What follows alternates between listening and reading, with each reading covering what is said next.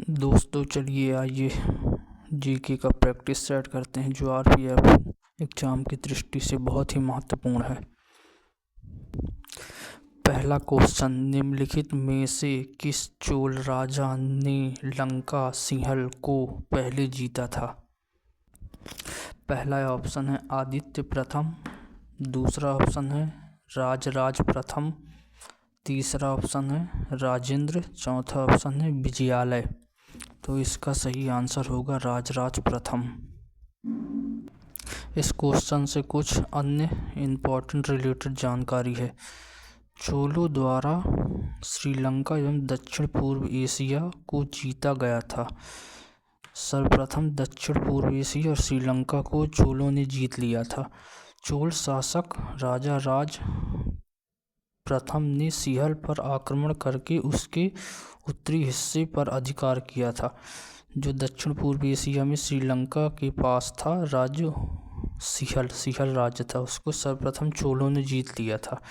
जबकि संपूर्ण सिंहल तथा दक्षिण पूर्व एशिया की विजय का श्रेय राजेंद्र प्रथम को जाता है। दक्षिण पूर्व एशिया के श्री विजय शैलेंद्र राज्य के अंतर्गत मलय प्रायद्वीप, जावा, सुमात्रा, अन्य द्वीप सम्मिलित हैं। मालदीव की विजय का श्रेय राजराज प्रथम को जाता था। मतलब इतने राज्यों में चोलों ने आक्रमण कर उसे जीत लिया था। दूसरा क्वेश्चन, चोल वंश भारत के किस भाग में अधिकतर शासन करते थे या फिर अधिक समय तक वहाँ शासन रहा? दक्षिण में, भारत के दक्षिण में चोलों ने सबसे अधिक शासन किया, अधिक समय तक शासन किया।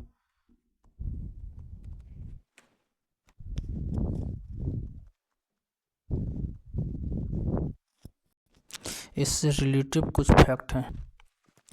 चोल वंश प्राचीन भारत का एक राजवंश था। ये भारत का राजवंश था चोल साम्राज्य, जो चोल वंश की स्थापना की गई थी। दक्षिण भारत और पास के अन्य देशों तमिल शासकों ने 9वीं शताब्दी से 13वीं शताब्दी के बीच एक अत्यंत शक्तिशाली हिंदू साम्राज्य का निर्माण किया था। 9वीं शताब्दी से 13वीं शताब्दी के बीच चोलों ने ही हिंदू साम्राज्य का निर्माण किया था।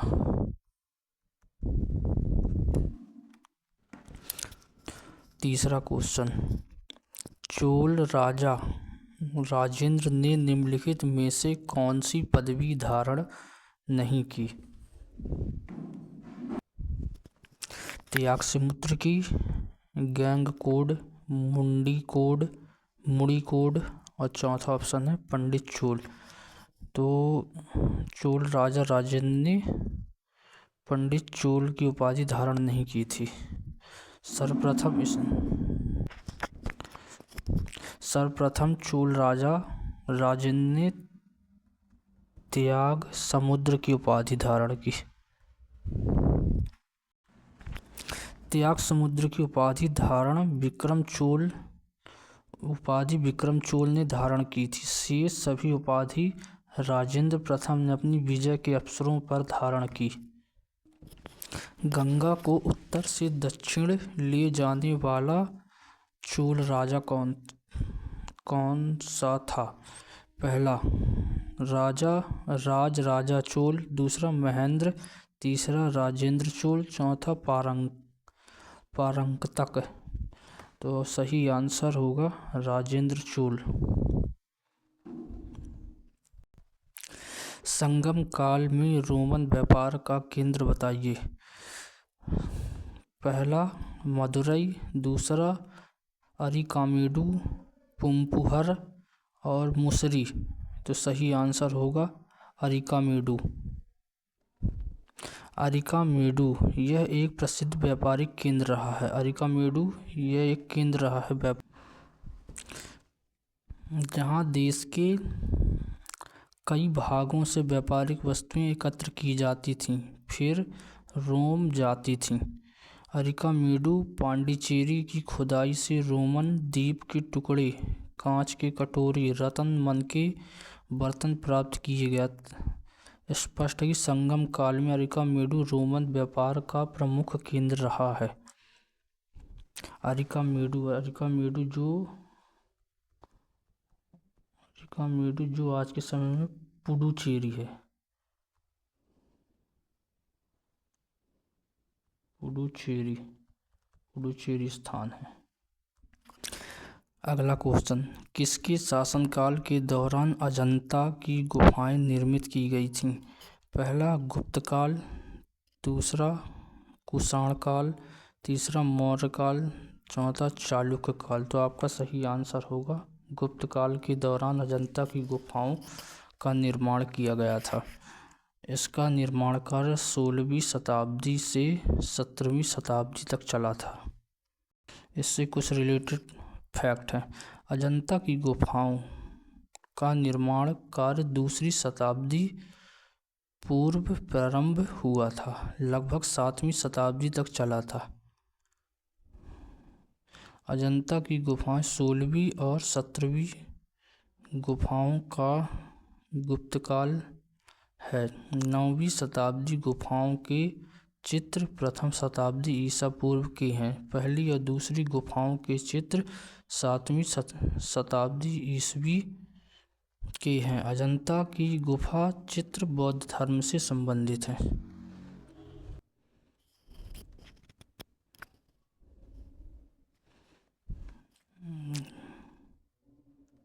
16वीं नहीं, पहली और दूसरी शताब्दी में किया गया था।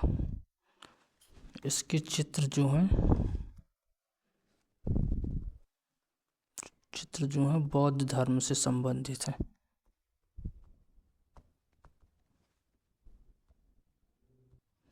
वराह मिहिर कौन थे? पहला ऑप्शन, एक एस्ट्रोनॉट्स, दूसरा एक स्पेस शटल, एक पावर स्टेशन के प्रमुख व्यक्ति, एक प्राचीन एस्ट्रोनॉमर या खगोल वैज्ञानिक, खगोलविद। वराहमिहिर इनमें से कौन थे? वराहमिहिर एक खगोल शास्त्री थे।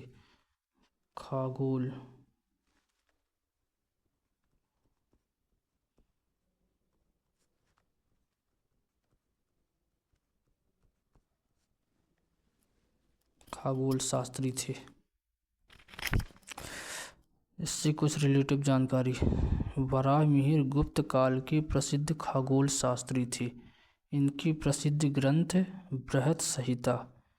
इनका सबसे प्रसिद्ध ग्रंथ है बृहत संहिता और दूसरा ग्रंथ है पंच सिद्धांतिका। बृहत संहिता में नक्षत्र विद्या, वनस्पति शास्त्र, प्राकृतिक इतिहास और भौतिक भूगोल जैसे विषयों का वर्णन मिलता है। इन्होंने बृहज्जातक तथा लघुजातक की रचना भी की है।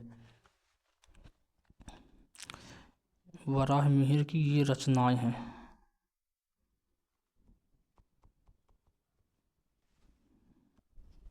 निम्नलिखित में से वह व्यक्ति कौन है जो चिकित्सक नहीं है? सुश्रुत, पहला सुश्रुत, ये तो चिकित्सा शास्त्र के उद्यमिता हैं, उद्यमिता भी कहे जाते हैं, जिन्होंने चिकित्सा की शुरुआत की। चरक, इन्होंने भी चिकित्सा के क्षेत्र में बड़ी उपलब्धि धारण की है। धन्वंतरी जी, ये भी आयुर्वेद के विशेषज्ञ ज्ञाता थे। चरवाक, इनमें से चरवाक नहीं है। सही आंसर होगा चरवाक। इस क्वेश्चन का सही आंसर होगा चरवाक। सुश्रुत और चरक और धन्वंतरी प्राचीन भारत के आयुर्वेद प्रमुख थे, जिन्हें आयुर्वेद के ज्ञाता चिकित्सक भी कहे जाते हैं। चरवाक चिकित्सक नहीं थे, बल्कि वे भौतिकवादी दर्शन शास्त्र थे।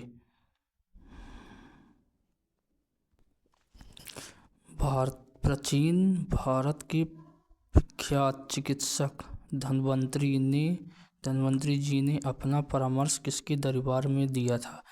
पहला समुद्रगुप्त, दूसरा अशोक, तीसरा चंद्रगुप्त द्वितीय, चौथा कनिष्क है। तो इसका सही आंसर होगा चंद्रगुप्त द्वितीय के दरबार में धन्वंतरी जी ने अपना परामर्श दिया था। धन्वंतरी जी चंद्रगुप्त द्वितीय और विक्रमादित्य के दरबार में आयुर्वेदाचार्य थे। चंद्रगुप्त द्वितीय के दरबार में रहने वाले कुछ विद्वानों के नाम इस प्रकार थे: कालिदास, बेताल भट्ट, वराहमिहिर, वररुचि, अमरसिंह, शंकु, घट, करपर आदि। ये सभी चंद्रगुप्त द्वितीय के दरबार में विद्वान थे। पंचतंत्र यह एक ग्रंथ है की कथाओं का संकलन किसने किया था? पहला वाल्मीकि जी ने, दूसरा वेदव्यास, तीसरा विष्णु शर्मा, चौथा तुलसीदास। तो इसका सही आंसर हो पंचतंत्र की रचना विष्णु शर्मा ने की थी। मेघदूत का लेखक कौन था? पहला हुमायूं, दूसरा खुशवंत सिंह, तीसरा बाणभट्ट, चौथा कालिदास। तो मेघदूत की रचना कालिदास जी ने की थी। इन्हें भारत का शेक्सपियर भी कहा जाता है। भारत का शेक्सपियर कहा जाता है। भारत के शेक्सपियर के नाम से प्रसिद्ध कालिदास यह गुप्तकालीन विभूति थे। यह गुप्त काल से संबंध रखते थे। इनकी प्रमुख कृतियाँ अभिज्ञान शाकुंतलम, ऋतु संहार, मालविकाग्नि, कुमार संभवम, मेघदूतम, रघुवंशम। मालविकाग्नि तो लगता है संस्कृत में है। प्रसिद्ध गुप्त संवत निम्नलिखित में से किस वर्ष शुरू किया गया था? पहला 1319 ईस्वी, दूसरा 600 ईस्वी, तीसरा 78 ईस्वी, चौथा 57 ईसा पूर्व। तो प्रसिद्ध गुप्त संवत 319 ईस्वी को शुरू किया गया था।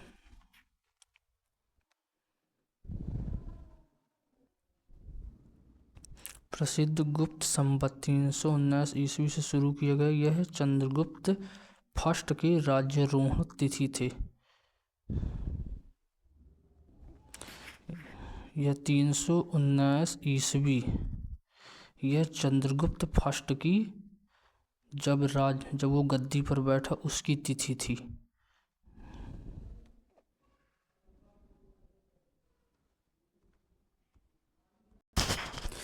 इलाहाबाद स्तंभ के शिलालेख में किसकी उपलब्धियां वर्णित हैं?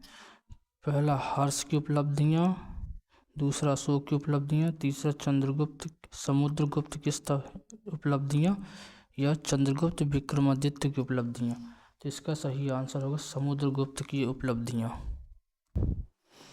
इलाहाबाद स्तंभ के शिलालेख में समुद्रगुप्त की उपलब्धियों का वर्णन है। इसकी रचना समुद्रगुप्त के संधि विग्रहिक हरिसेन ने की थी। इस स्तंभ लेख प्रारंभिक पंक्तियां पद्यात्मक, बाद की गद्यात्मक या संस्कृत की चंपू शैली का सुंदर उदाहरण है। निम्नलिखित में से किसको अपनी विजयों के साथ भारत का नेपोलियन कहा गया है? यह तो सभी जानते हैं कि भारत का नेपोलियन समुद्रगुप्त को कहा जाता है, लेकिन यह किसने कहा था? इसकी संज्ञा किसने दी थी नेपोलियन की? तो समुद्रगुप्त को नेपोलियन की दी थी विसेंट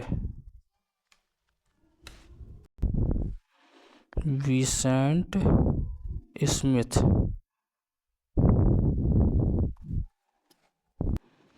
समुद्रगुप्त अपने शासन के दौरान 350 से 300 ईसा पूर्व कई युद्धों का सामना किया, परंतु उसे किसी युद्ध में पराजय का सामना नहीं करना पड़ा।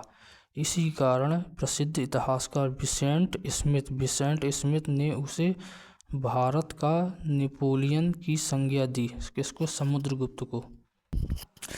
गुप्त काल में किस धातु के सर्वाधिक सिक्के जारी किए गए थे?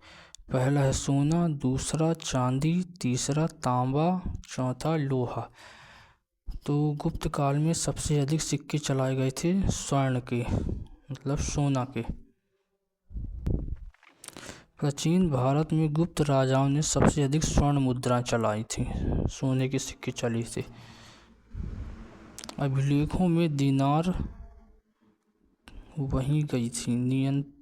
नियंत्रित आकार और भार वाली ये स्वर्ण मुद्राएं अनेक प्रकार के उप प्रकार में पाई जाती थी। यद्यपि स्वर्णांश में मुद्राएं उतनी ही शुद्ध नहीं थी जितनी कुषाण मुद्राएं थीं। कुषाण मुद्राओं के विपरीत गुप्तों ने तांबे के सिक्के बहुत ही कम मिलते थे। इससे यह प्रकट होता है कि जन सामान्य में मुद्रा का प्रयोग जितना कुषाणों के समय होता था उतना अब नहीं रहा। चंद्रगुप्त मौर्य ने अपने अंतिम दिन कहाँ गुजारे? काशी में, दूसरा पाटलिपुत्र में, तीसरा उज्जैन में, चौथा श्रवण बेलगोला में। तो चंद्रगुप्त मौर्य ने अपने अंतिम दिन श्रवण बेलगोला में गुजारे थे। जैन लेखों के अनुसार चंद्रगुप्त मौर्य ने अपने जीवन के अंतिम कुछ क्षण होगा में अपने पुत्र के पक्ष में सिंहासन छोड़कर जैन साधु भद्रबाहु के साथ श्रवण बेलगोला मैसूर चले गए थे। ये श्रवण बेलगोला जो मैसूर में पड़ता है आज की स्थिति में, चले गए थे और यहीं इसने काया कलेश द्वारा शरीर त्याग दिया था। इससे जैन धर्म में सल्ले खाना कहा गया। इसने शरीर त्यागना, चंद्रगुप्त मौर्य के शरीर त्यागने को जैन धर्म में सल्ले सना कहा गया। बिंदुसार कौन था या किसका पुत्र था? पहला अशोक का, दूसरा चंद्रगुप्त, तीसरा बिंबसार, चौथा अजातशत्रु। यह बिंदुसार अशोक का पुत्र था।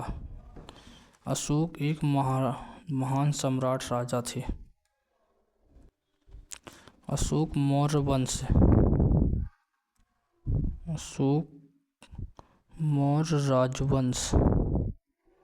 राजवंश से संबंध रखता था।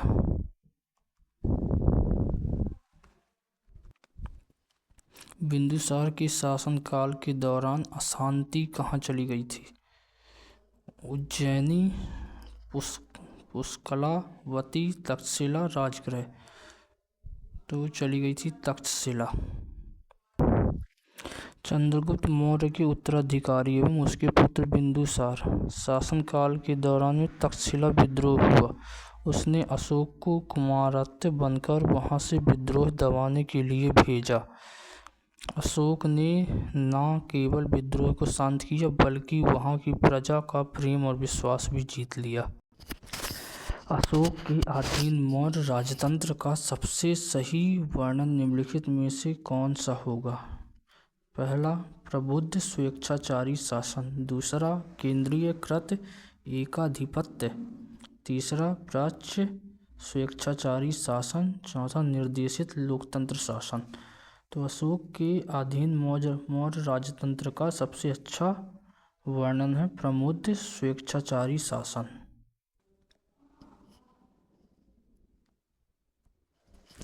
गुप्त राजा जिसने विक्रमादित्य की पदवी ग्रहण की। पहला स्कंदगुप्त, दूसरा समुद्रगुप्त, तीसरा चंद्रगुप्त द्वितीय, चौथा कुमारगुप्त।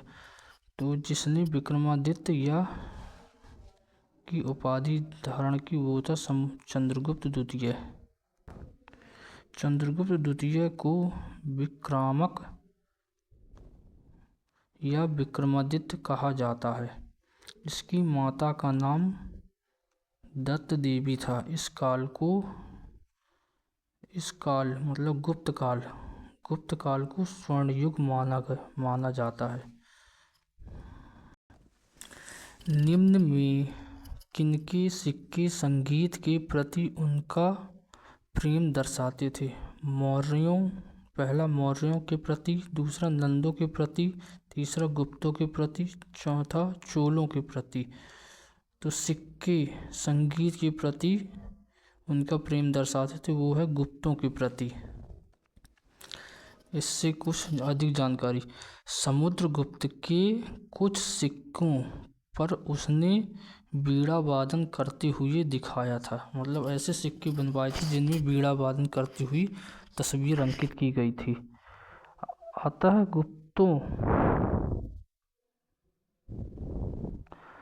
गुप्तों के सिक्के संगीत के प्रति उनका प्रेम को प्रदर्शित करते थे।